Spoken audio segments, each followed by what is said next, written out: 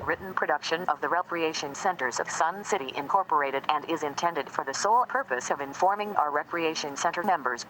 Any duplication, copying, transmission, broadcast, or use, including electronic and social media, is strictly prohibited without the prior written consent from the Recreation Centers of Sun City Incorporated.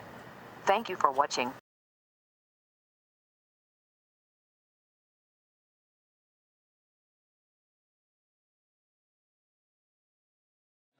Thank you. I enjoyed talking with you.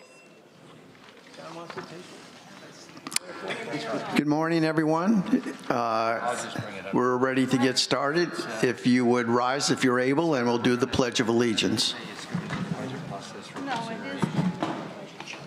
I pledge allegiance to the flag of the United States of America and to the republic for which it stands, one nation, under God, indivisible, with liberty and justice for all.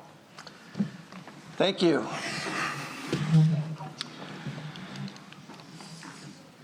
All right, welcome to our board meeting today. I am Tom Foster, President of the 2025 Board of Directors. This regular meeting of the Rec Centers of Sun City Board of Directors is audio and video recorded by the RCSC management and staff. Please be advised there is to be no recording of this meeting by any individual. Please take out your cell phones and electronic devices and check them, and I do this every meeting and I forget. So, and I'll try to remember to ask you to turn them back on when we finish this morning. Again, reminder that we do not tolerate verbal or physical abuse towards any member, guest, visitor, employee, or staff member. Violators will be asked to leave the meeting. Let me introduce our timekeeper and management personnel. Secretary Rick Meyer will be our timekeeper. General Manager Matthew D. Luzansky. Good morning. Finance Support Senior Leader is Kevin McCurdy. Good morning, everyone. Facilities Senior Leader is Mike Whipperud. Hello. Golf Senior Leader is Brian Duthu. Good morning. Assistant to the General Manager is Debbie Giles. Morning. And the board coordinator up here is Marcia Johnson. Good morning. Let me also recognize Alan Kleinhans, Carla Young. You forgot Deermeyer. Yeah. I did.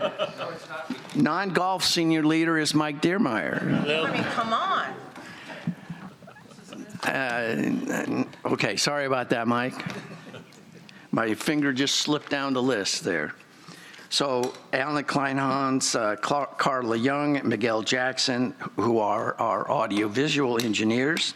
And of course, thanks Sundial staff for setting up the room for the meeting today.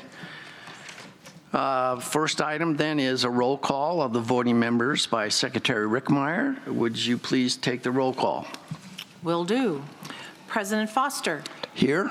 Vice President Nettesheim. Here, and good morning, everybody. Treasurer Borski. Good morning, everyone. Secretary Rick Meyer. I am here. Director Ruff. I am present and amazed by the huge crowd. All right. Director Gray. Good morning. Director Keiss. Good morning. Director Brissett. Good morning, everyone. And last but not least, Director Collins. Hello, everyone. Mr. President, we have a quorum. Yippee. Thank you. So approval of the agenda. Secretary Rick Meyer, did you still wish to have a moment at the end of the agenda? Yes, I do. This morning, all right? I would, if you want to put me under new business, you could do that. That's fine. Was the plan. All right. Any other questions? Otherwise, the agenda will be approved and we'll move forward. Seeing none. Approval of minutes. Minutes of the February 27th, 2025 meeting were posted for director's review. Are there any corrections or additions to the minutes? Nope. Seeing none. The minutes for February 27th, 2025 are approved. Thank you very much. Treasurer's report. Treasurer Borski. Okay, Treasury's report as of March 27, 2005. The balance of unrestricted funds as of February 28th was $12.9 million, which includes the $2.5 million cash reserve. Restricted funds include the preservation fee, known as PIF, the Capital Reserve Fund. As of February 28th, the PIF had a balance of $38.7 million, and the Capital Reserve Fund, which includes SIF fees, had a balance of $10.7 million. During the month of February, net operating excess totaled $820,405, which puts us below budget by $2,655. February gross income was $153,081 below budget. But this negative balance was offset by a savings of $128,956 in wages and benefits and $88,234 in general operating expenses. RCSC's year-to-date net operating excess was $1.656 million and was higher than budgeted by $546,000.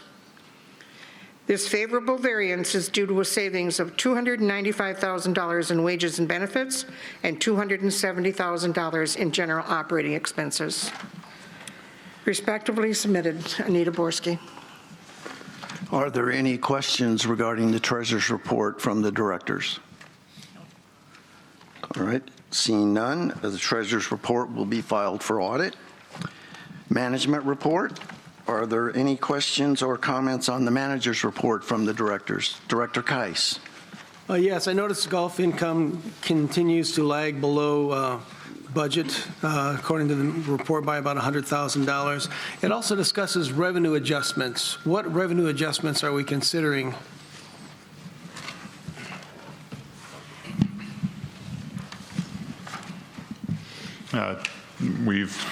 Director Keiss, sorry.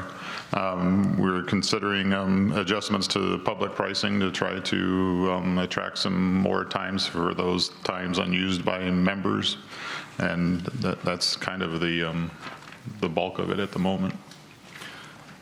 So you're talking to like essentially more flexible times, so that depending on the demand, that rates are actually a little lower to try and encourage people to come and play, or? Yes, some more dynamic pricing. Okay, because that keeps us in line with most other courses and most other communities that have courses do dynamic pricing to be able to help make it better for people to want to come and play where they are. Correct. Yeah, okay, thanks. Treasurer Borski. Brian, have we seen any increase in rounds played traffic on the courses in March due to spring break and spring training and all those things? March rounds have been fairly robust, but we're still lagging a little bit behind last year. But we've also had a couple, that one rain day we had, every day of rain's about $30,000. So yeah, that kind of put us behind the 8 ball this month. So our traffic is up a little bit, but not. It's steady, yeah. Okay, thank you. Vice President Nettesheim. Mr. McCurdy, I was looking at our cumulative resales year-to-date, and am I right in understanding that we sold 15 more houses than 2024 and 21 more houses in 2023 year-to-date, is what I'm looking at? Does that appear to be the right understanding of those numbers? Yeah, Director Nettesheim, the year-to-date, which is January and February, is 252 home resales so far this year. Okay, so we're ahead. Slightly above last year and the year before. Okay, thank you. The other thing I have a question for you about is I was looking at the incident reports, and I see 34 conduct policy violations and 7 MCSO calls. Are the 7 MCSO calls in the 34 count, or are they in addition to 34? Those are additional. Okay. So the conduct violations are typically incident reports that are filed when there's, generally it's a verbal altercation between members and staff or members and members. MCSO calls are when there's generally a medical emergency of some kind. Okay, so are they member or non-member by percentage? More members than non-members? The MCSO calls, I mean. They're generally transient incidents. Okay. Yeah. Are we, as we're approaching the incident reports, and I understand the importance of ensuring that our employees are protected from any type of negative behavior that makes it difficult for them to come to work. I understand that. Are we looking at whether we need to tweak our process to ensure that we are not ensuring or creating a process that produces incident reports that perhaps should not be incident reports? The decision whether to file an incident report is generally left to the individual or individuals involved, and we then will investigate the circumstances of that. And if we feel like there's further action that needs to be taken, that will be the result of that investigation. So I definitely don't think that we should be either encouraging or discouraging filing an incident report, but I think that we have an obligation, and we do this, to investigate the circumstances of any and all incident reports and decide whether further action is warranted. Okay, could you perhaps walk us through the process? Say an employee feels that they have had a negative interaction with a member and they feel the need to file an incident report. Can you walk us through the process of that incident report from start to finish to where the member is engaged and what is expected of the member once they are engaged? So this is a circumstance where a member staff incident occurs and a staff member files an incident report. So that incident report would go to our safety and compliance group. They would typically send a letter to the member asking for an incident report from the member. And then with those two versions of the story, they would investigate. Oftentimes, they would communicate with both parties and look for any independent witnesses that may have been around at the time. And again, based on the circumstances of that, decide whether or not to either just send a letter saying, please stop doing what you're doing, or if it was, a lot more dangerous than just a verbal altercation, then they may have them come in for a hearing, right? Okay, so the first time a member's notified via a letter from the corporation, that is their opportunity to provide their input, and a final determination on the incident has not been made at that point? Correct. Okay. The first letter that would go out would be to solicit an incident report to be completed by the other party or other parties. If there were witnesses, we ask for incident reports to be completed by witnesses as well. Okay. Can I ask that you look at the format of that letter, because I think it might be misleading for our members. I think when our members get that first letter, they may be interpreting as this is done and dusted, this is it, it's finished. And I don't, from what you're telling me, that's not the intention at all. Correct. So if we could look at the format of that, it Sure. would be really helpful. Treasurer Borski. Kevin, as a follow-up, if the initial incident report is investigated and determined to be invalid for one reason or another, is that report then destroyed, or is it kept in a file? We don't destroy any incident reports. We keep them under lock and key at safety and compliance. Does that have any implication on the member in the future? Only if there are subsequent other incidents that generate incident reports. But if that first incident report was invalid, why would that have anything to do with future incidents? That's the way our board policy and bylaw reads, is that the number 3 currently is a trigger. But number for 1 a may be hearing. invalid, so it shouldn't be number 1. Well, then we need to change the bylaws and board policy on that. Okay. Go ahead, Vice President Nedesine. I also have a question about the IT piece. It says we're going to VoIP. And this may be no longer true, but in the past, when you go to VoIP, you generally get a warning about 911, because if you lose the internet, you lose VoIP, which means you lose the ability to call 911. Now, I understand if we have cell phones, we can do that, but my bigger concern is that, are we obligated legally to have some kind of line other than cell phones that would allow us to call emergency services that is guaranteed not to, or as guaranteed as it can be not to fail. So we're extremely early in this whole process with VoIP. What I can tell you is that we're currently operating on 3 different systems that don't play well together. So we definitely know that we need to implement a new approach to our phone system around here. But certainly, you know, emergency services contact would be a huge thing to keep in mind, whether we decide to keep a few analog copper lines around for that purpose. We can certainly do that. Okay, thank you. Okay, question.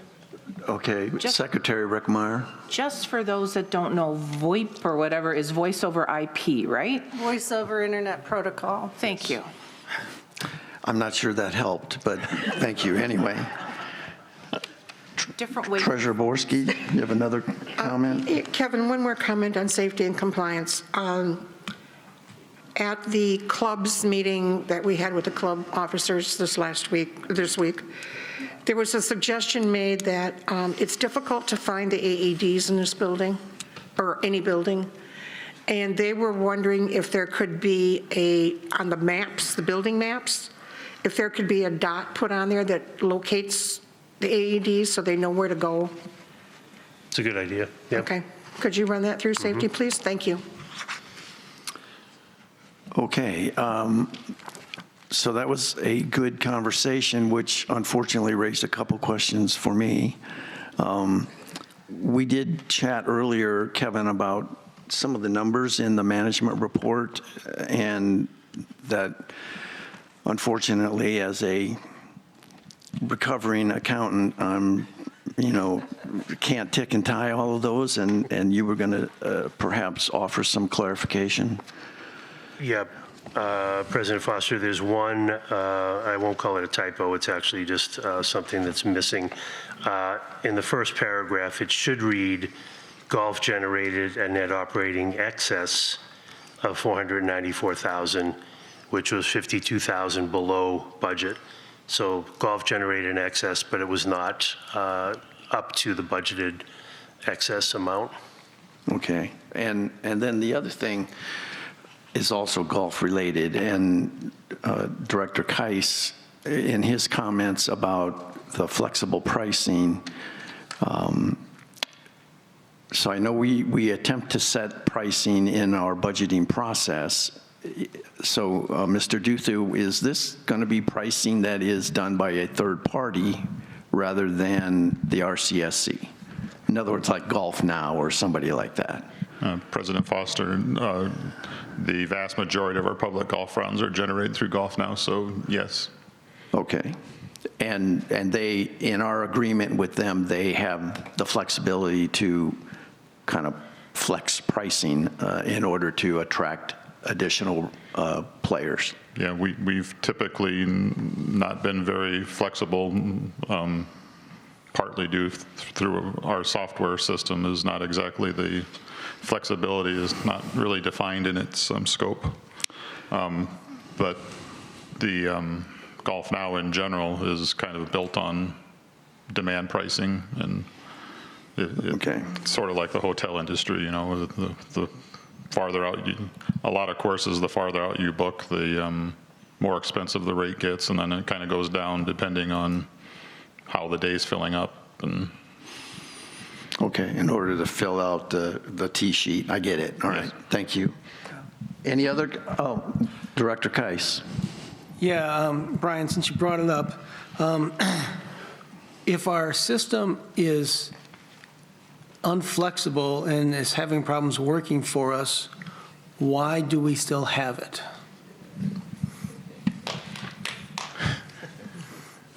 That's not a question that's just for me. The system that we do use was selected because it works throughout RCSC.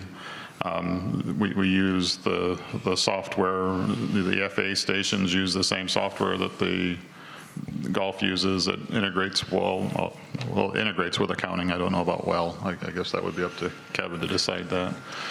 But it's an all-in-one package that's not focused on golf, so I would say that the golf aspect isn't as robust as other golf software packages that are out there for POS systems. Okay, but we're not the only community that has golf courses and retirement communities that have rec centers and things like that.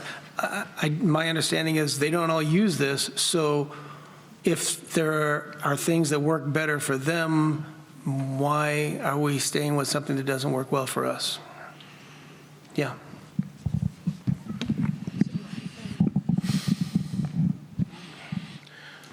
Director Keiss, we've been struggling with TAG for as long as I've been here, a couple years, and we've been looking at alternatives. Kevin and I and Brian and with IT department, and we actually are moving toward coming up with some alternatives that would work for us because of the limited flexibility as well as some other issues with the system. But it's so ingrained in our processes here, through all the membership and through all the golf and through everything that we do, that it's going to take a little bit of time. We do have some people focused on it. It's probably something that we'll need to use the technology committee to get some input on as well. But it is a goal to have, perhaps by the end of this year, at least a plan in place, if not sooner. But because of the nature of its pervasiveness in our system and the fact that we've been relying on it for so long, it's not a simple and quick fix. And we try to work with them as best we can. They're a fairly small organization, and look at alternatives. So we've got a couple ideas where we can maybe break it into two pieces and use the two different softwares to accomplish the same thing that would be easier and more flexible.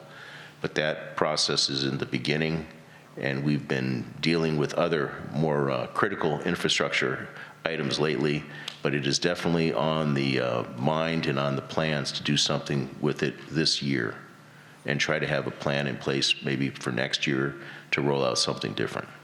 Yeah, I think we would all look forward to having a solution, or at least a recommendation on a solution before this board dies in December. We as well. Let me rephrase that. Before this board ends its year term in December. Sorry, that was poor wording on my part. I apologize. I was wondering if we got blindfolds and cigarettes before. Sorry. No, that's fine. Any other comments or questions about the management report before we move on? I would just, Alan? Okay. I would just like to say that the technology committee would be happy to work on that with you. All right. Seeing no other corrections or additions, the management report is accepted. Let's move on to committee and the liaison reports. Are there any, do any of the directors have any reports that they would like to make at this time? Vice President Nedesign. I am the liaison for the Friends of the Library, and they asked me to share with the membership and everybody that's watching that the Friends of the Library bookstores will be closed tomorrow, Friday the 28th, for a volunteer in service day that they are having. So all of their volunteers are going to a location and they're working out their plan, doing typical in-service things that volunteers do. So the bookstores at both Bell and at Fairway tomorrow will be closed. Also, I would like to ask that all of the clubs, this particularly goes to the club presidents, but anybody who's in a club, the website is fast approaching, the Elevate for the website. We are still looking for images and video for some of our clubs. If we don't get those images and video, then it will be stock photos, which means the opportunity to put the specific images of your club on your club page will be missed, and it will have to go to the bottom of the list until we work through some other things. So can I encourage everybody to get Mr. Dermeyer or Angela any images or videos that you would like for your club page? Thank you. Director Ruff. I was just going to ask Chris to talk about where we are with the website. Do you need to add anything, Vice Okay. President Nettesign? So where we're at is we now have our servers stood up for our new website on our new operating platform.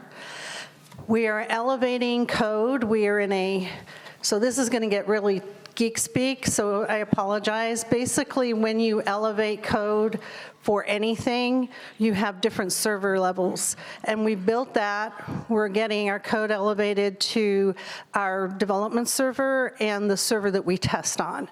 And that, once we're finalized on the server we test on, that's when we're going to bring in the user acceptance testers.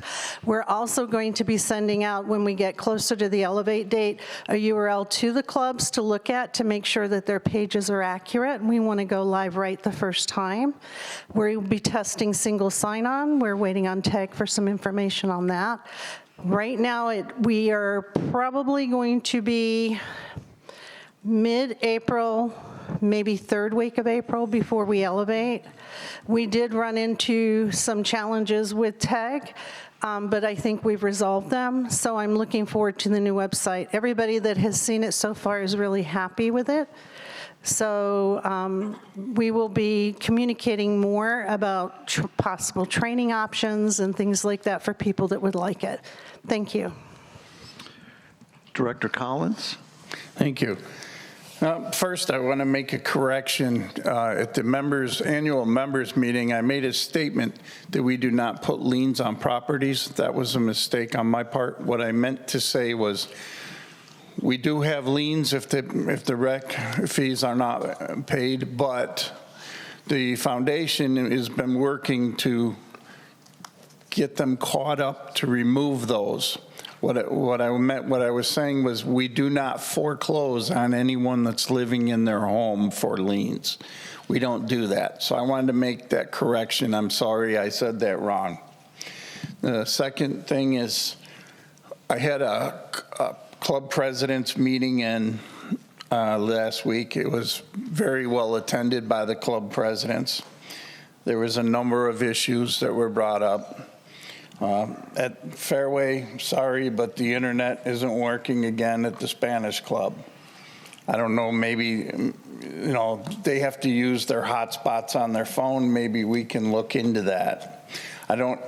The second thing is, I heard we're putting more camera systems in at Fairway. I don't know how a camera system is going to work if the internet isn't working in that part of the building. The other thing was I got multiple complaints that safety and compliance is entering their clubs without making appointments with the president. That is a rule, BP 12. They must make an appointment with the president before entering, and when they do enter, then they will also have a follow-up report to the president, what they were there for and what they found.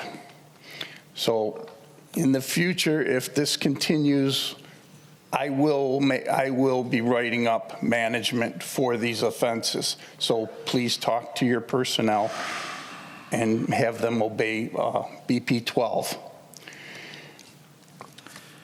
Okay. Overall, everything went well at the meeting. The template is going ahead, and we have every member of our COC willing to go out and help the clubs to get the new template in their clubs, and then everything will be the same no matter what club you go into, same format, make it easier for everyone. Thank you. Director Keiss? Yes, I want to let everybody know that the bylaws working group is making progress. We've received a number of applications to become part of the working group. We're working through, we've got resumes from people to make sure that we have the right mix of them.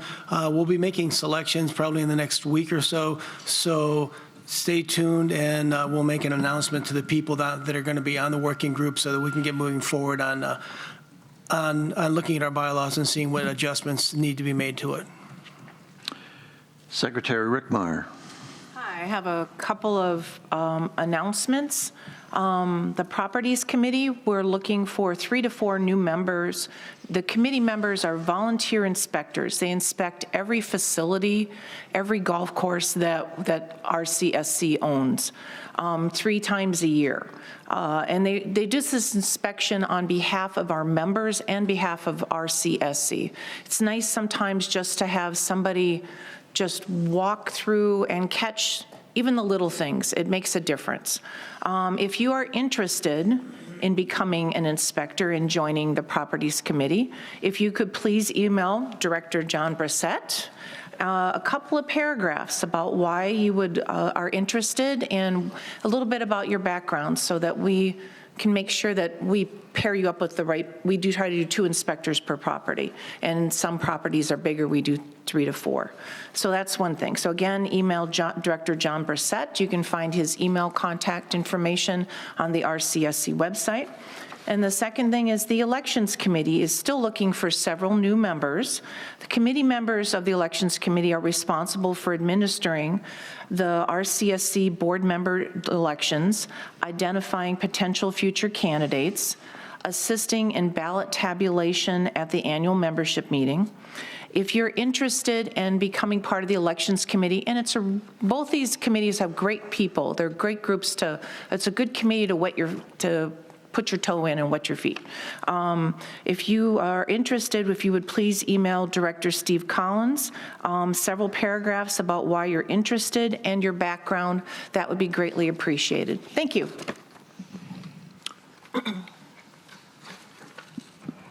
Mr. McCurdy. Thank you, President Foster. Director Collins, I just wanted to respond to your comment. Members of our safety and compliance staff don't just wander into club spaces. There's a couple things that have been going on at Fairway over the last couple months. One is that we're working on an RFP to develop for looking at vendors to do the safety or the security cameras and access control that you mentioned. So we've had teams comprised of facilities and IT and safety going around and looking and being able to document where certain cameras and access equipment needs to go in order to complete that RFP. The other thing is that long-range planning has had individuals going around measuring club space. That's an LRP project. That's really not anything to do with staff. So there have been individuals going around in Fairway looking and making measurements, but it's not members of our safety and compliance team that are just wandering into club spaces for whatever purpose. We're out there looking at things for completion of that RFP for security, and then LRP is doing their own project there. But I can assure you that, members of our safety committee or our safety team don't just wander into club space without, contacting the club officer or the president beforehand. That's fine, as long as they're making the phone call to them or whatever, but what they're telling me is they showed up again, and no one told us, and then, of course, the members, and at Fairway especially, they don't have a good feeling down there for safety and compliance. And so this would kind of give the president a heads up so he can be there and he can make sure that everything with the members is stopped immediately of, any issues that start getting out of hand down there with the members, this and that and every other thing. So that's all. Just please have them make the call to the president, or leave him a message, whatever. Send him an email. Thank you. Mr. Diermeyer. Am I on, Alan? Am I on? Oh, there we are. All right. I also wanted to piggyback on that. We had, my center's leader was following up on a work order, and the club, the people in the club were asking him a bunch of questions. So I just wonder if it's not necessarily safety and compliance that's going in there. Our staff's going in there to try to fix things and keep the buildings up, and the club members are not treating them very well. That question came up in the meeting, and I told them that maintenance and, those people have to come in whenever they have to come in. It could be no AC, whatever, workers and that. I said, so don't get confused with those people and safety and compliance. I said, I think they are, though. yeah, and I told them they have to be allowed to get in there. Maintenance has to be allowed to get in there and fix things. And they can't always have the luxury of setting an appointment. So I did speak to that to all the club officers the other day. Treasurer Borski. Kevin and Mike, sorry, I lost your name there for a second. I think I just saw a reaction in the audience about clubs not being notified. And I don't know if they are or not, but could you just do a reminder? Sure. Let the staff and as well as the maintenance staff just introduce themselves. Why are we here? That kind of thing. I don't know if the reaction I saw in the audience was exactly to that point, but I did see a reaction when you were speaking. Thank you. Well, it strikes me that we do need a little bit better communication here, so if we could strive to do that, that would be helpful, I think. Thank you. Thank you. Okay, anything else? Let's move on to the report from the general manager, Mr. D. Lazansky.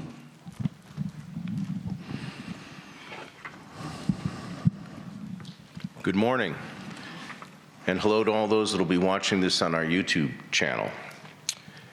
As we approach the triple digits here in the Valley of the Sun, we say farewell to our winter visitors. Have a great spring and summer, and we'll see you later. For those of us who stay here year-round, you know what awaits: long days of sunshine and heat, which also means big construction projects, especially paving. We have about 10 of them planned so far. We will be giving ample notice and will work around scheduled events. Also, the waterfall on Mount Webb at the Lakeview Rec Center should be up and running next month. The rebuilt pump should be done soon, and we will then schedule with the installation vendor to get it put back in once we have the pump in hand. The Quail Run Golf Course project has started, with the primary focus so far being deepening the irrigation pond. Golf there is scheduled to stop on April 7th as the balance of the work gets underway. Now, as many of you know, our senior leader of golf, Brian Duthu, is leaving us in a few months. After more than a decade here, Brian is going to be very difficult to replace, and our search is underway. In the interim, I'm reviewing each course with our superintendents to bolster my golf knowledge. So to Brian and Tammy, his wife, who has shepherded the Welcome Center for many years, we wish you both well. And thanks so much to both of you for your service and dedication to the RCSC. Thank you. Thank you very much.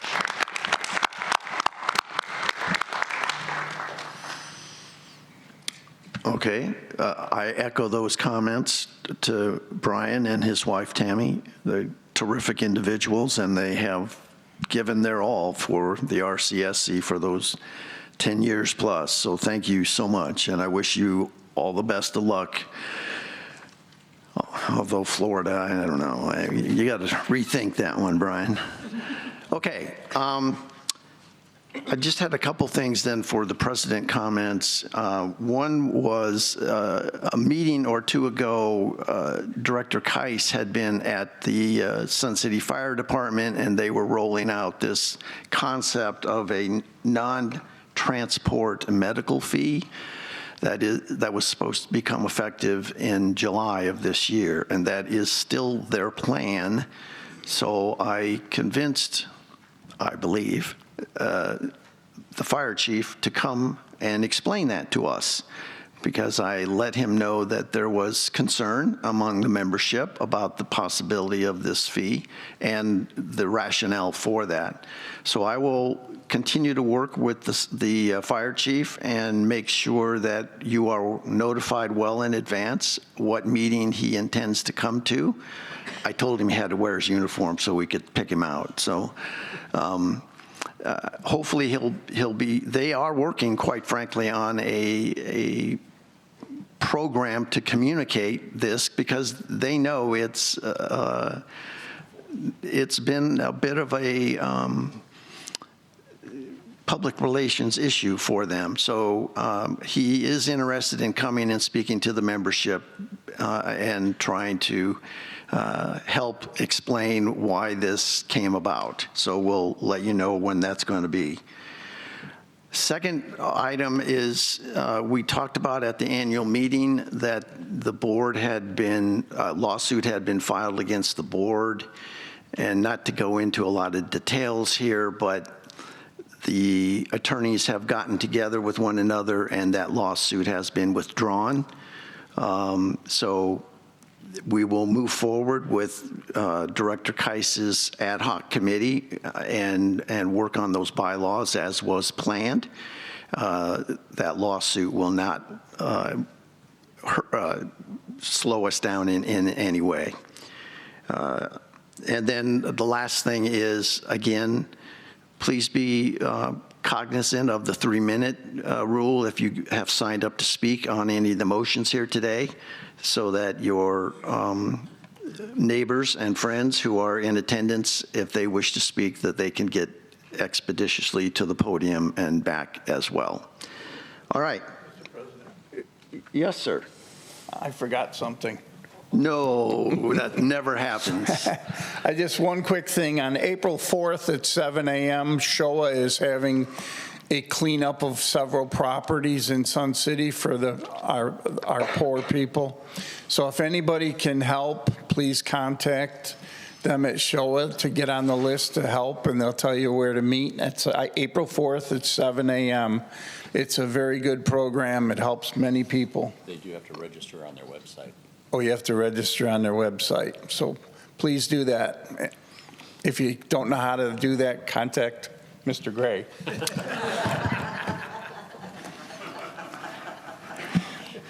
That'll teach you, Mr. Gray. Okay. I see nothing under our committee recommendations on the agenda, so we can move past that item. And move into second readings, motions up for their second reading. The first one is Outreach, Communications, and Technology. Vice President Nettesign, would you please read your motion? I move on behalf of the Outreach and Communication and Technology Committees that the RCSC Board accept the recommendation that RCSC have an active presence in social media using our current Facebook page as the initial pilot social media platform. Okay, there's no second required on a second reading. Vice President Nettesign, as the maker of the motion, do you wish to speak first? Yes, please. So basically, what we want to do is we want to move into the social media space to communicate things from the corporation and from the board to our members. The best way to start would be with our Facebook page. We already have it, it's set up, and we've been slowly, if you guys noticed over the last month, we've been slowly putting things on that page, but we have not been reaching out broadly. There are things that we can do with that Facebook page that would literally hit every member that has a Facebook account in Sun City. So that is one way that we can do that, by advertising. It's called advertising, but really what it means is you get a pop-up post that says, hey, RCSC just said this, and you can go read it.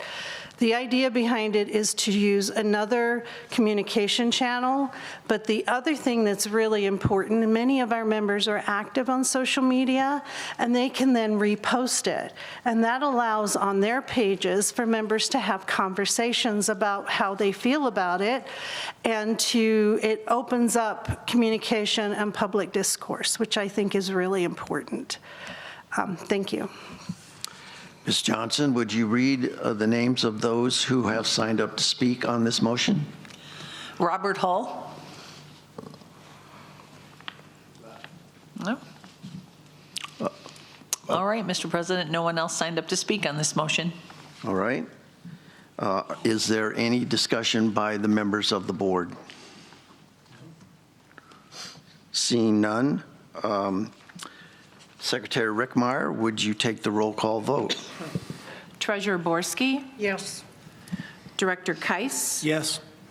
Director Collins, Yes. Vice President Nettesheim, Yes. Director Ruff, Yes. Director Gray, Yes. Director Brissett, Yes. President Foster, Yes. and I vote yes. Vote is 9 yes and 0 no's. With 9 in favor and 0 opposed, it passes its second reading. Thank you. The next item is also from Outreach and Communication and Technology. Vice President Nettesheim, would you read your motion? I move on behalf of the Outreach and Communication and Technology Committees that the RCSC Board accept the recommendation to replace the screen software and electronics of the existing RCSC marquees currently in use at RCSC properties. Again, no second is needed for a second reading. Vice President Nettesheim, as maker of the motion, do you wish to speak first? Yes, I do. So one of the things I want to share is that this motion is to get into the budget process, to be considered by the 5-year planning team, and to be considered by the Budget, Finance, and Audit. And by getting into the budget process, they can make a recommendation. From everything we've been able to ascertain to date, this would be SIF money. It would not be operational money. So it would have to go through BP 16 and the Budget, Finance, and Audit Committee. Even though we're making a recommendation to get it into the budget cycle, they would have to recommend it to us, come back to us and say, through the budget process, it would be a budget line item. Their process is a little different from LRP's, so it would go through their budget process, their BP 16 process, and then would be made as a recommendation with a priority, I believe, is what I understand, whether or not it should be in the 2026 budget cycle, whether it should be delayed until 2027, or put on hold permanently. But regardless of what we do, we're going to have to make a decision, because I don't know if you noticed when you drove in today, the screens are not working. It requires somebody to go manually reset them. We can't leave them as blank screens, because then it looks like we're in disrepair. So if we make the decision, if the Budget, Finance, and Audit Committee and 5-year planning team make the decision, hey, we're not going to do this, we're not going to repair them, then it needs to be another discussion within that group about what should we do. And that would be another recommendation that would come back to the board. So that is where this recommendation came from, why it was there. I will tell you that the Outreach and Communication and the technology committees feel that the signs are valuable communication channels to our members. Some people don't like them, some people do. And by using them, it's a way of people, as they're driving by, to keep up to date on things. Currently, them being down, I don't know how many times in the last week I've driven by our sites and they've been dark. And they're dark because they're hard to maintain now, they're old, they're obsolete. Thank you. Ms. Johnson, would you read the names of those who have signed up to speak on this motion? Mr. President, no one signed up to speak on this motion. Thank you. Director Collins, did you wish to say? Yes, thank you. One thing here, I think this would be a PIF item, because the last time they were done, when they were built, they were under PIF. They won't last 15 years. Okay. They did, and they were built under PIF funds last time. So that's one thing we have to look at. And you're saying SIF, I thought SIF was under 300,000. This is going to well exceed that. So we might need to look at that. But that will be something that I agree will be for budget and finance. And as far as, from what I understand, if we went out there and didn't have them scroll, we could put something up on them. So if we can just put one thing up on them a day and leave them, you know, that might be a way to keep them lit and have an announcement for the day. Thank you. Secretary Rickmeyer. I had an opportunity Friday to go and watch the presentation. The management brought in a provider of signs, and I don't know if you guys were at Bell at all that day. There was a truck and a big sign next to one of our signs on Hutton, And in discussion with that gentleman, the representative, he was saying that typically their technology, especially given our heat, that 10 years is about the max lifespan. Anything more than that, it's pushing it. And also, the technology ages. So it's the components as well as the heat and the age of the technology. So under those guidelines, since it's more than 300,000, but it'd be less than 15 years lifespan, it wouldn't qualify for the PIF. Thank you. But they're cool signs. Vice President Nettesheim. So my understanding, and Director Collins, correct me if I'm wrong, is the last time that we did this, we actually built the monuments, the actual framework, the stucco and everything, and put the signs in. We are not replacing the monuments. We are just replacing the technology. That's all we're recommending. So therefore, the technology will not last 15 years. It has not lasted 15 years. The monuments themselves absolutely will. But the technology becomes, like all technology, obsolete within a certain length of time. They no longer provide parts to support them. They no longer do software upgrades. We live in the world of consumables, and software is a consumable. It's unfortunate, but it's also true. So I think that's why they were thinking they would be SIF rather than PIF. Understood. Are there any other further discussion from the board? Director Keiss? Yes, I was glad to hear that that alternative solutions will be considered on this, because I understand other people's concerns, but I think that of advertising value, since people get to see it just for a few seconds, only get to see one thing as they're driving by, I think it's a lot of money that's going to be spent for limited application of it and limited use. So as much as it's nice to have the signs there, I think they may not be worth the money we're going to be spending in for the return that we get on that investment. And I appreciate that. When I was in the 5-year planning team meeting, I was just an observer. One of the discussions was, what are the alternatives? So there are alternatives being discussed. There's multiple things we can do. I mean, one alternative that I'll share with you was we remove the signs and have the artists come in and paint murals. So the artist clubs. So there are alternatives that were generated in the 5-year planning team. And I would like, me personally, we have BP 16. We put it in place for a reason. And I think I'd like to see how that process works. We're trying it. This is the second thing we're putting through BP 16. The Riverview was the other one, the Riverview maintenance. So it would be interesting to see how this works. Okay.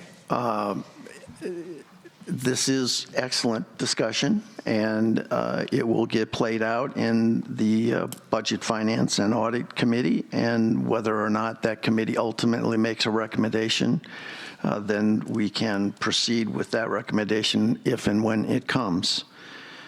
Okay, Secretary Rick Meyer, would you please take, well, first, are we done with board? Okay, so we're ready for the roll call vote.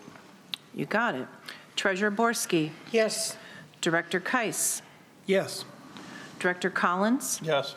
Vice President Nettesheim. Yes. Director Ruff. Yes. Director Gray. Yes. Director Brissett. Yes. President Foster. Yes. And I vote yes, with 9 yes and no no's, 9 in favor and 0 opposed. The motion passes its second reading. Thank you. The next item of business is a second reading of a motion on behalf of Long Range Planning by Director Ruff. Director Ruff, would you read your motion, please? I move, based on a recommendation from the Long Range Planning Committee, to proceed with obtaining contractor bids to construct a maintenance facility on the now existing site of the Riverview Golf Course Maintenance Facility, similar to the maintenance facility now existing at the South Golf Course, including an approximately 6,200 square foot steel building containing 4 rolling bay doors, climate-controlled restrooms, break area and meeting room in the superintendent's office, The remainder of the facility will not be climate controlled. The facility will also include an outdoor storage yard facility enclosed by a masonry wall. The outdoor storage yard facility will be large enough to store sand, fertilizer, seed, herbicide, other required chemicals needed to maintain a golf course, and a permanent shade structure enclosed by a fence for large mower tractors. Again, no second is needed for a second reading. Director Ruff, as maker of the motion, do you wish to speak first? I would, and I would note that we had extensive discussion about this at the last meeting. This is the first step in getting the plans made to go out and get bids, and I'm sure Mr. Whiprud would like to speak to that issue. Brian wants to. Hang on. Oh, I'm sorry. Before we go there, did any members sign up to speak on this motion? Mr. President, no one signed up to speak on this motion. In that case, Mr. Duthu, did you wish to speak? Yes, President Foster. Last month when it came up, I did mention that if we wanted it to be like the South Golf Course, that the mechanics area should be climate controlled. And it's still written in such a way that it would eliminate that. So I would encourage the board to consider climate control for the mechanics area. I don't know if it needs to be part of the motion or not, but. Well, I'm a little reluctant to amend the motion at this point, but it's certainly something that could come back as an alternative when the bids come in, and then perhaps considered at that time. Director Ruff? I don't see any reason that we couldn't make a motion to add that in. It's within Robert's Rules of Order to make a motion to amend it. That's why you have 2 hearings required, and then if it passes, it's already in there and we don't have to worry about it. Well, I'm not sure that that's well resolved, that it's okay to do that. I believe it is. Director Keiss? I have a question for Mr. Duthu. Now, the way it reads now, it says 6,200 square feet containing 4 rolling bay doors. My understanding is one of those 4 rolling bay doors is going to be the mechanics area, is it not? Because the superintendent there and Mr. Hippen, when I talked to them, said, well, okay, we only need 3 bays for storage of the equipment, and the 4th bay, in my understanding, then would be for the mechanics area. There's typically a rolling bay door in the mechanics area, correct? Yeah, so if we're going to have 3 for equipment, and we got the 4th one for the rolling bay, that seems to go under the first part of the sentence, and the second one that goes, the remainder facility will not be climate controlled, then it would seem to me that under those 4 rolling bay doors, they would be climate controlled. Is that not correct or not? No. Okay. It was not, it was modeled after, excuse me for jumping in there, but it was modeled after what the facility currently is at the South Golf Course. Okay. And those rolling bay doors are large enough to move quite large equipment in and out, and as such, it's very difficult to climate control those areas. Okay. So then why would we want the mechanics area to be climate controlled? Because they can. Well, I'd like Mr. Duthu to answer that. The rolling bay door does close, so they can work inside. But that still doesn't answer the question, so why would that need to be climate controlled when the other areas are not? Because that's where the mechanic is actively working in the middle of the summer when it's 110 plus degrees. Okay. All right. Director Collins? Yes, thank you. At the south, the mechanics area is separate from the other areas. He has his own door, and he's not open to the rest of the areas. And my question is, are the plans for the south building going to be go out to the contractors putting up the bids so they can see what the south looks like with the drawings and stuff? And I also agree that, We need to have air conditioning for our workers, not so much in the areas we're going to store the equipment, but where the workers are. We definitely need to have that because things are getting hotter and hotter here, and we're going to end up with one of our workers getting sick, and we don't need that. I don't see why we couldn't put maybe mini split in there to control that area. I don't know, rather than a whole entire AC unit on the roof. That would be something that, you know, Mr. Dufu would have to decide on how that would go, because I don't know. Who decides that, not Mr. Dufu? Okay, let's. Thank you. Thank you. So the first question, Mr. Whiprood, were you going to forward those existing plans, or was this going to be from scratch? Well, you guys might remember last month I was pretty against this motion. And this getting down into the weeds of all the details kind of makes my point of we're voting on a motion made by people of the Long Range Planning Committee with all good intentions, but not necessarily the professional knowledge behind the process, what it takes to get a building done. So the answer to your question is no. We're going to have a new design. The way I read this direction, I'll think of this as direction to us. We're going to base it on the South design. The architects will get a copy of the South design to look at. This is our template. This is what we're trying to do. But based on whatever the civil report says and how much space we have at Riverview, it might end up being shaped completely different. Well, there's a lot of details that could come out different. We're not in the position of saying take this design from 2014 and duplicate it. That's not how this works. It can't be done. And I understand. Does that respond to your question, at least on that issue, Director Collins? Yes, but I would like to make a friendly amendment that the mechanics area be air conditioned, and in the plan it will state the two things. One, for how much the additional cost is going to be for the air conditioning. That way the committee can look at it to see if their numbers were in the ballpark before the air conditioning was added.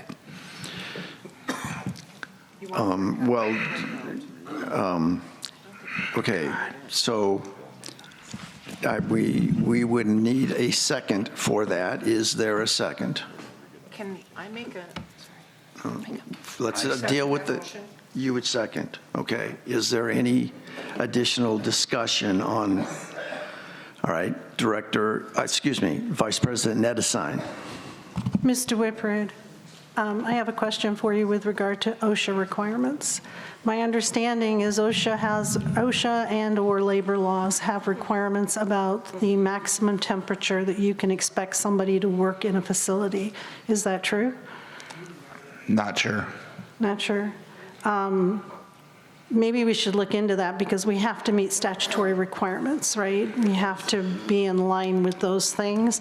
And if there is a maximum temperature that we can expect somebody to work under, then we would have to comply with that regardless of any motions we made. Not necessarily. The thing about OSHA is that's, I think of that as a gold standard of requirements, but individual jurisdictions make their own rules, like Maricopa County.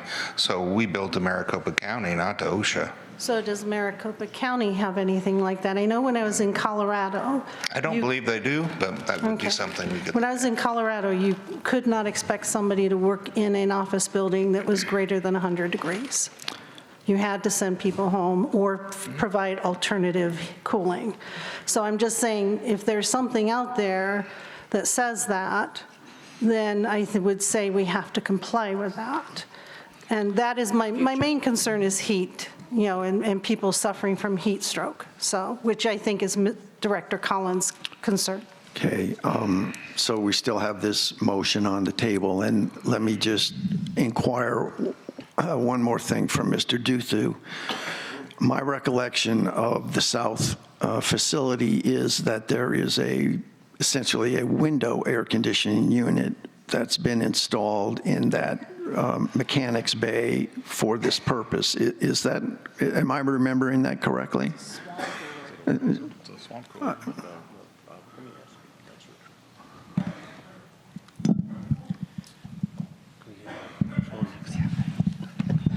President Foster, I'd like to answer that because I spent some time down there yesterday during my South Golf Course tour. So what they have down there now is there's 3 bay doors that are open all day because that's where the equipment goes in and out as they're changing out their mowers depending on what they're working on. The mechanics area is slightly separated, although the design of the building was such that it has a pass-through right into the other area. So what we built in 2014 needs to be improved upon by what we've learned over the last decade. The mechanics area has a couple of swamp coolers in it. And in his office alone, he has a window air conditioner. So if you consider those all 3 air conditioning, the mechanics area actually has 3. It has the 2 swamp coolers that are somewhat effective. And then for getting out of the heat itself, he can go into his office if he gets overheated even with the swamp coolers running. The other request from his name is JT. He's been with us his entire life, except for a few years he worked on a course in Ohio, was that he also requested we put a second door for efficiency purposes into his areas. Because if he has a mower in there that's down and he needs to bring another one in to do something quick, he has to take the other one that's down, roll it out, bring the other one in, fix its minor thing, take the other one out, and then put the one that's on the long-term repair. So he's actually was asking and saying, based on his life of living there for the past decade, is that please air conditioning his mechanics area, and please add another door for the efficiency of the operation. And President Foster, this is similar to what we did at Lakes also, is there's a front door and a back door for the mechanics area to allow them to do that, and it's proven very efficient to them there. Yes. Okay, I understand the concerns. I also want to be respectful to the Long Range Planning Committee who toured that south facility and came to the recommendation that that would be something that they felt was appropriate for Riverview. I can understand that over time we may have found that there were some improvements that could have been made over what was constructed at South, and so I certainly don't want it to not recognize that there could be something here or there that would improve that facility. So we still have a motion on before us here to add air conditioning to the mechanics.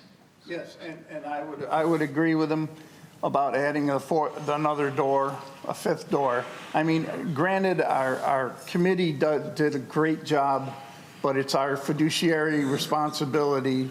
We take what they give us under advisement, but if we find something that needs to be done, we change it as a board. Okay. Are you amending your motion now to add a second door? Yes, add a second door. I have a compromise. Okay. Director Keiss. So Director Collins' amendment doesn't talk about the wording, how the motion gets changed with the wording. So I have a suggestion on how the wording of the motion could be changed. Thank you. The first sentence is very long, so I won't go through the first 3 lines of it. But if you go down to 1, 2, 3, 4, the 5th line, it goes 6,200 square foot steel building containing, and this is where my recommended changes are, containing rolling bay doors with climate-controlled restrooms, break area, superintendent's office, and mechanics area. So that says, okay, we've got rolling bay doors that are necessary for this facility, and it delineates exactly what areas will be climate controlled. And then the rest of it can go on with the remainder facility will not be climate controlled, et cetera, et cetera. You're still keeping 4 doors? I took 4, just containing rolling bay doors, which allows them to make something that is a more efficient operating area than may currently be thought of what was right in 10 years ago or 11 years ago. Correct. All right.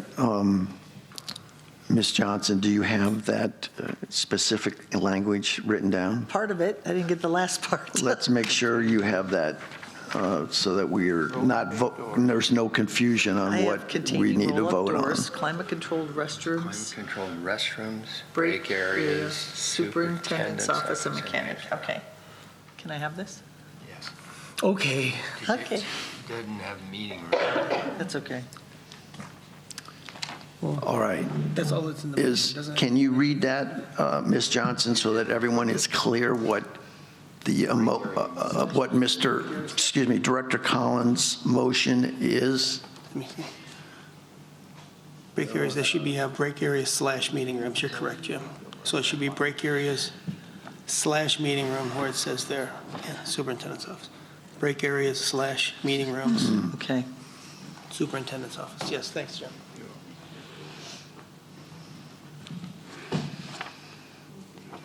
Do you want to read it?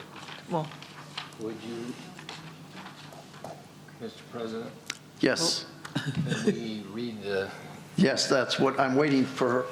Oh, we need to read this so that everyone is aware of give it to me? so are we going to? what the motion is before us that amends your motion, Mr. Ruff, Director Ruff. Yes, We have to vote on the amendment before we vote on Mr. Ruff's.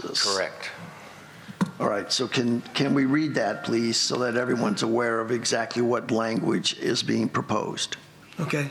Do you want me to read the whole first sentence or just the areas that? The part that the part that's being amended. Okay, starting in the 5th line, approximately 6,200 square foot steel building containing rolling bay doors with climate-controlled restrooms, break areas / meeting room, superintendent's office, and mechanics area, period. And the remainder of the motion goes as contained. I think this fits the spirit of what LRP wanted, although I don't want to speak to LRP, but it seems to fit in what they wanted, plus also what is necessary for our workers. Yes. All right. Is there any further discussion on the amendment to the motion? Seeing none, Secretary Rickmeyer, would you take the roll call vote on the amendment to the motion? Okay, on the amendment, Treasurer Borski, Yes. Director Keiss, Yes. Director Collins. Yes. Vice President Nettesheim, Yes. Director Ruff, Yes. Director Gray, Yes. Director Brissett. I'm going to have to abstain. I was out for the conversation. Okay. President Foster, A reluctant yes. and I vote a resounding yes. So with 8 yes and 1 abstention, the amendment passes. All right. So the motion that Mr. Director Ruff proposed has been amended now, and that is now in front of us for, is there any further discussion on Director Ruff's amended motion?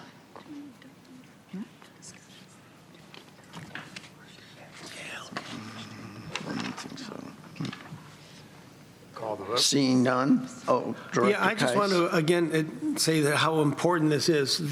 If you've ever seen the area that our workers are at on Riverview, it's a series of shacks, and it's falling down, and it doesn't seem to be safe, and it seems to be somewhat hazardous. This is essential, not only for the health of our golf courses, but especially for the health of our workers, to make sure that they have a good area to work in that's safe for them. And also it provides a lot better storage so that our equipment isn't out in the elements, and it will lower the cost of our equipment and repairs on it and lengthen the life of our equipment. So this is going to be a benefit for us, and long down the road, it's going to save us some money too. Any further comments from directors? Secretary Rickmeyer, would you please read or take the roll call vote on Director Ruff's amended motion? Okay. Director Brissett? I'm going to abstain. Okay. Director Gray? Aye. Director Ruff? Yes. Vice President Nedesheim? Yes. Director Collins? Yes. Director Keiss? Yes. Treasurer Borski? Yes. President Foster? I extend my reluctant yes. And my resounding yes. So with 8 in favor and 1 abstaining, it passes its second reading. Thank you.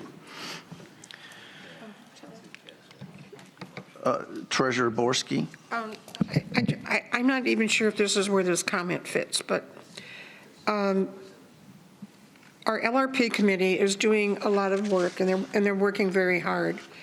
But there's some information that's getting out to our members that I think is a little bit premature, and we should be real careful about it. Some of the members believe that we're going to save, that they've been instructed we're going to save $3 million because of this change and this new motion. We don't know that yet. And I would prefer that we not tell members how much money we're going to save until we know what we're saving. We're misleading people.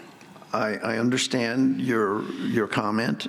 There was some confusion, I think, that was perhaps inadvertent from the difference in size of the facilities that were originally proposed and what is now being proposed, and that led to some confusion about whether there were the magnitude of some savings that, frankly, is largely perhaps based on just changing the size of the facility, but certainly other pieces as well. But I understand your comment, and I think it's well taken. So let's keep that in mind before information is disseminated, so that the full story is told, and not just part of the story. Right, and we're trying to get out correct information to our members, and I think we need to be careful sometimes on what we are saying and when we're saying it. Understood. All right. Are we prepared to move on to the next motion? All right. The next is also a second reading of a motion on behalf of the Golf Advisory Committee by Director Keiss. Director Keiss, would you read your motion? I move on behalf of the Golf Advisory Committee that disc golf not be incorporated into RCSC golf courses. Again, as a second reading, there is no second required. Director Keiss, as maker of the motion, do you wish to speak first? Yeah, this came out as the current plans for Quail Run say that there's an alternative possibility of putting disc golf onto Quail Run. I received a lot of input from people that lived in the area, people that golf on Quail Run, also from the Women's Golf Umbrella and the Men's Golf Association, and brought it to the Golf Advisory Committee, and they voted unanimously that although disc golf might be something to be considered in Sun City in the future, the hazards and the concerns of having it on a golf course with golfers at the same time just didn't make a lot of sense. And so they thought that it doesn't belong at any of our golf courses. Ms. Johnson, could you read the names of any members who wish to speak on this motion? Mr. President, no one signed up to speak on this motion. Thank you. Are there any further comments by directors on this proposed motion? All right, seeing none, Secretary Rickmeyer, would you take the roll call vote? Sure. Director Brissett? Yes. Director Gray? Yes. Director Ruff? Yes. Vice President Nedesheim? Yes. Director Collins? Yes. Director Keiss? Yes. Treasurer Borski? Yes. President Foster? Yes. And I vote yes with 9 in favor and 0 opposed. The motion passes its second reading. All right, thank you very much.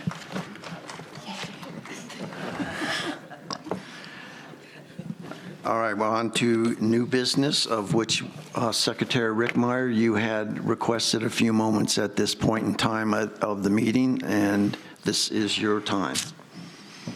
Thank you. It's going to be hard to get through this. I want to take a moment to speak to our members. Effective end of business today, March 27th, I am resigning from the RCSC Board of Directors. I do so publicly so that there is no doubt why I'm resigning. Let me be clear, I am not resigning due to friction or conflicts with my fellow board members. This board is truly a good and caring, thoughtful group of individuals that works very well together. I cherish their thoughts, their opinions, and their friendships. This board of directors makes sound decisions. They analyze facts, carefully review, and discuss possible alternatives and potential issues. Decisions weigh heavily on each director, which often causes frequent sleepless nights and health issues as a result. In contrast to popular belief, this board's agenda items are to steadily improve the operation, facilities, and finances of RCSC for current and future members' enjoyments. I regret that I leave unfinished business, the rebuilding of Mountain View, the construction of decades overdue multi-use tiered seating theater, and the completion of the maintenance backlog. I resign to focus on my mental and physical health and my family. I have recognized that I'm not someone who can tune out the continual malicious personal attacks, half-truths, and false rumors our CSC directors and management are subject to on a nearly daily basis. I ask everyone to consider how unproductive, hurtful words affect current and potential future board members. At some point, qualified, caring people will no longer consider running for the board. An unpaid position that consumes free time, home life, and affects your health while receiving continual intense criticism is not a desirable role. Unconstructive criticism will diminish our community if it's not brought into check. General Manager Matthew D. Lazansky, senior leaders Kevin McCurdy, Mike Diermeyer, Mike Whiprood, Brian Duthu, center leaders, and RCSC staff. Thank you for caring for our facilities and our community. I fully support your team and appreciate the changes and improvements you've implemented and look forward to more. I want to thank members of the properties, bowling, and election committees. Being your chair, it was an honor. Please continue to do the excellent work you do on behalf of our members and our CSC. LRP committee members, thank you for your enthusiasm, dedication, and innovation. As your former co-chair, I do ask that you temper your reliance on artificial intelligence in your Preservation Improvement Fund review process. The technology doesn't have real-world costs, and you are persistently discounting those with decades of design and construction experience to the detriment of needed projects. I ask that our members who remain silent because you are happy with the status quo, and those members who privately say, we are doing a good job, get involved and speak up. Attend committee, exchange, and board meetings, and consider joining a committee. Speak up, let your opinion be known. Remember, most people dislike public speaking and will give you grace just for speaking up. This is the city of volunteers. Please volunteer on some level. While I will no longer be a board director, I will find some way to volunteer my talents where needed. I believe in Sun City, our board, and RCSC management, despite not having the fortitude to deal with the daily negativity. Thank you for allowing me to serve.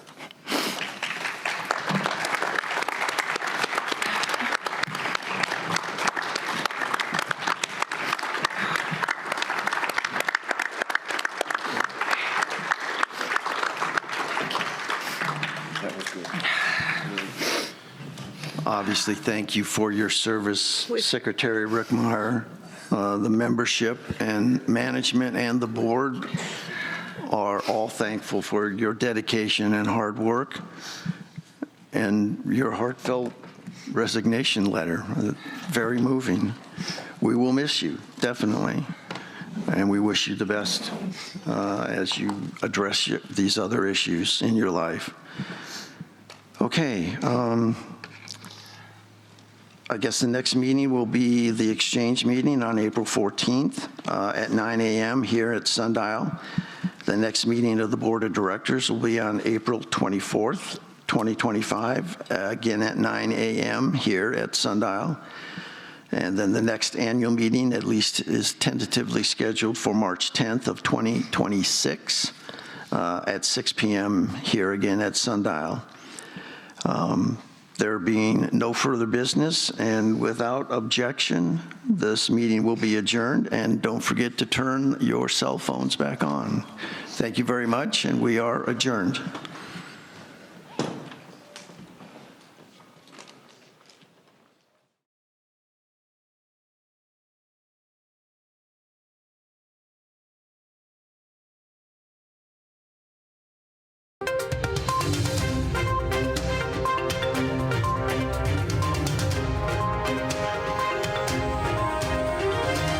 This is a copyrighted production of the Recreation Centers of Sun City Incorporated and is intended for the sole purpose of informing our Recreation Center members.